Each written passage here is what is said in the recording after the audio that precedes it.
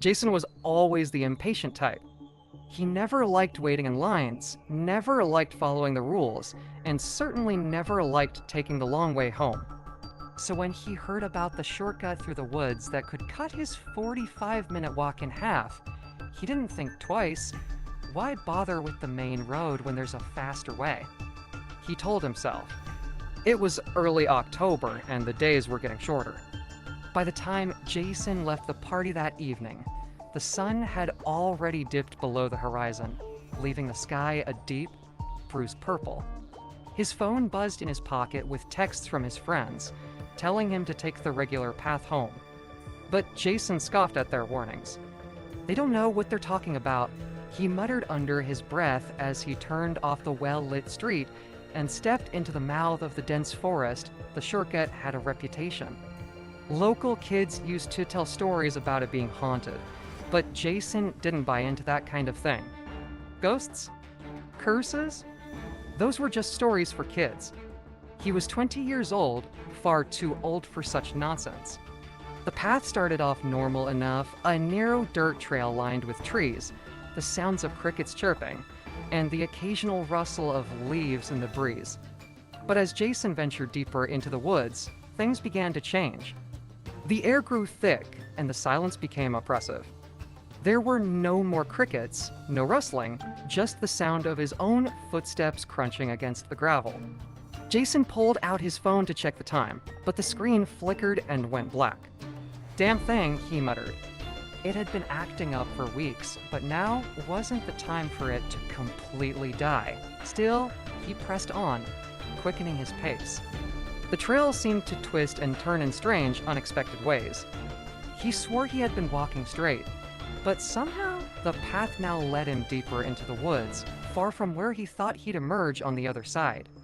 Must have taken a wrong turn, he thought, trying to keep his cool. But there were no forks in the path, he was certain of that. The growing anxiety gnawed at him.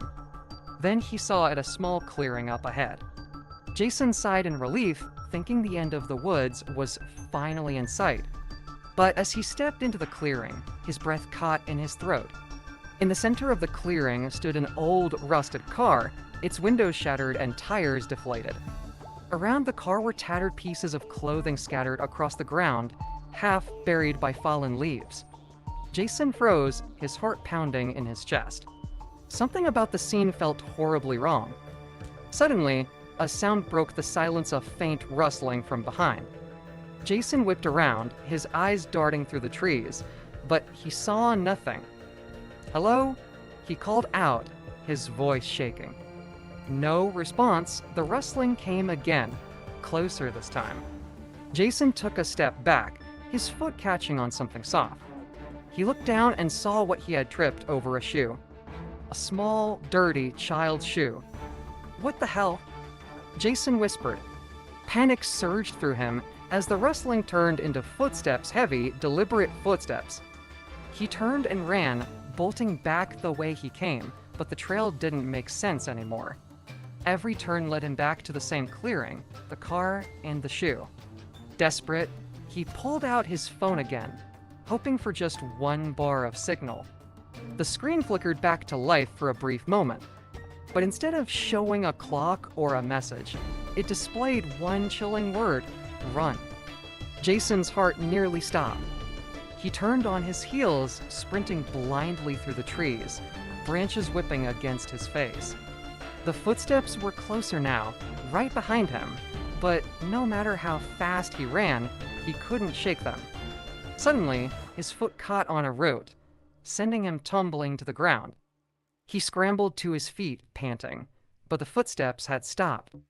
Jason slowly turned around, his breath catching in his throat. Standing just a few feet away was a figure, tall, shadowy, with glowing eyes fixed on him. The figure took a step forward, and Jason backed away, his legs trembling beneath him. "What do you want?" Jason stammered. The figure didn't answer. Instead, it raised a hand and pointed toward the car in the clearing. Jason shook his head, refusing to move, but the figure stepped closer, its eyes glowing brighter. Jason turned and ran again, but he didn't make it far. The last thing he felt was a cold hand grabbing his ankle, pulling him down into the dirt. His screams echoed through the trees, but there was no one around to hear them. By morning, Jason's body was found in the clearing, his face frozen in terror. The locals said he had died of a heart attack, but those who knew the stories about the woods weren't so sure. The shortcut had claimed another life, just like it had many times before. Jason's story is a tragic reminder of the danger of arrogance. His refusal to listen to warnings and his overconfidence in the face of the unknown led him down a path from which there was no return. The woods he entered may have been just another shortcut in his eyes, but the reality was far darker. Sometimes the things we brush off as mere folklore hold truths far more terrifying than we can imagine. Jason paid the ultimate price for underestimating the risks his own life